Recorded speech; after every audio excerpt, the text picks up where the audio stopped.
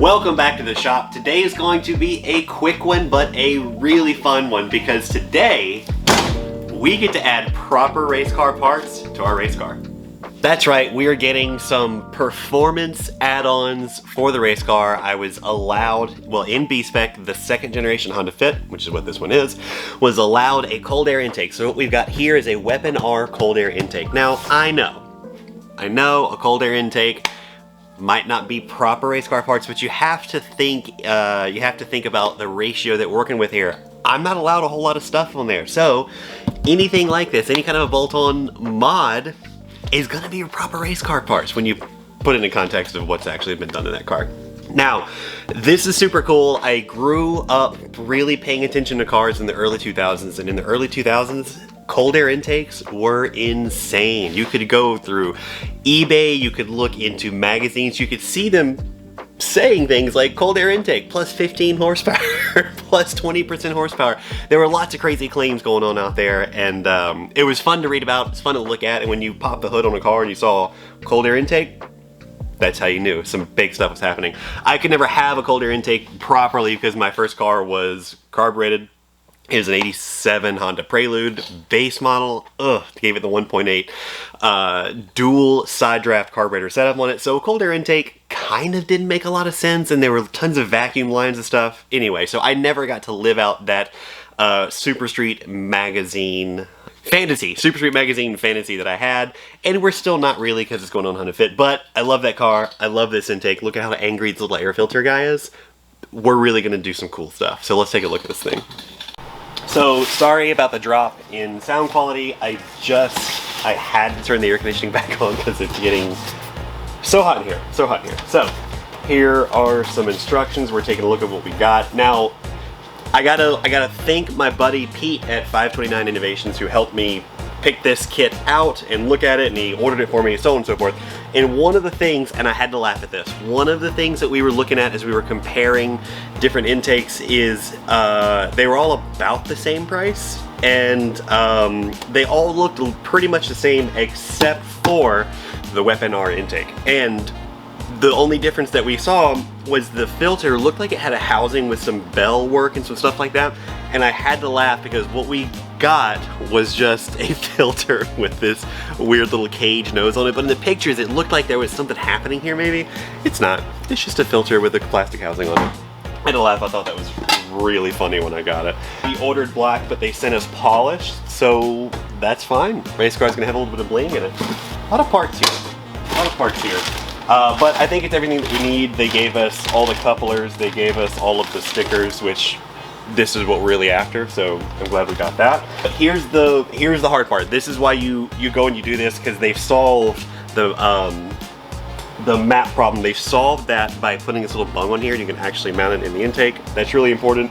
You lose that, the car starts running funny and you can't tune it and all sorts of stuff like that. So in any case, here is our kit. This is the basics of the kit. Let's jump straight to the car and take a look at that.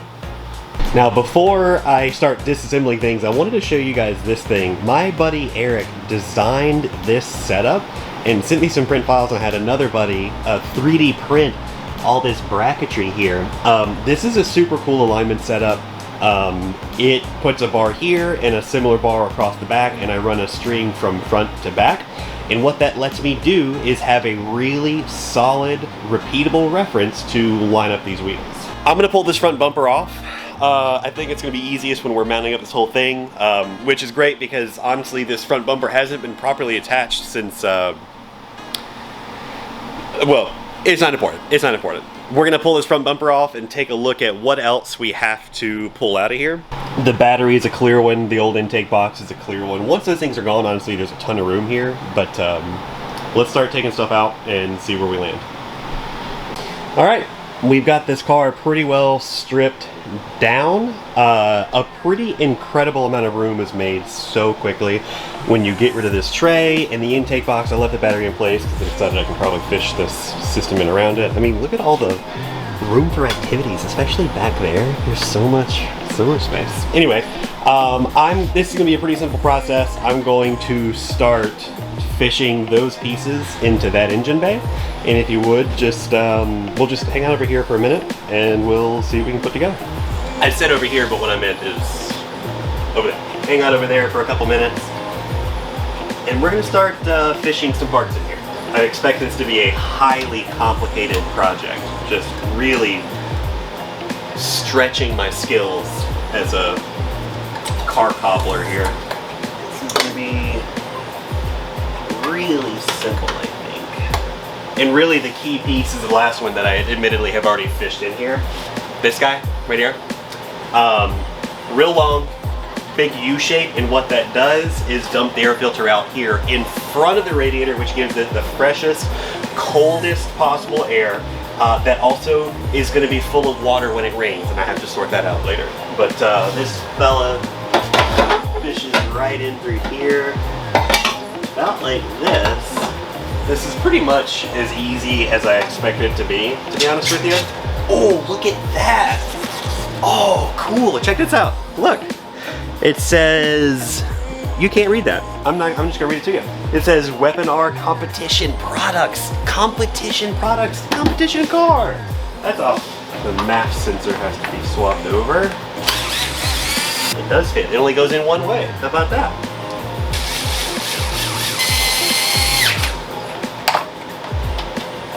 That's pretty much the install. That was pretty easy. I knew this wasn't going to be terribly hard, but I thought it would be a little more time consuming than that. We are 6 minutes into this clip, and that's it. That's pretty much the whole thing. I mean, there's some massaging. I don't have any clamps here. I've got to figure out how I'm going to mount that up to here. There's another mounting tab somewhere else. Oh, the elbow down here really conveniently mounts to a ground tab over there, I think, maybe.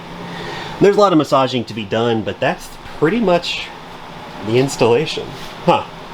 I have been sitting here, I've had this thing for weeks now. I have been sitting here staring at this box, so excited to get it in the car. Should we listen to it? Let's listen to it.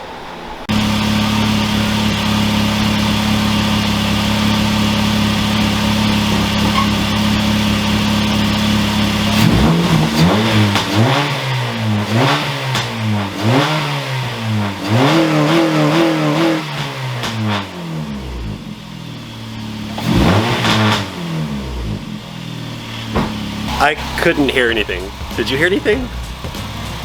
I'll watch it back later and see. That's awesome. That's super exciting. I'm going to polish up these details a little bit and figure out how this stuff is supposed to mount up and how I'm gonna have to modify it to mount up, because it's almost for sure not gonna bolt in properly, because things never do. I'll be right back. I'll show you what's up after. Okay, here's a final look. It's all put together as if it is going to run, except for that clip, ignore that connector. Everything is in place. I made a little mount there with some of the stuff they gave me, and man, this thing is looking fantastic. It even mounts right there. They gave me a little mounting tab to mount at the bottom there. This is a pretty nice kit. None of this stuff ever really bolts up properly, and it didn't, but that's not bad. That is not bad at all.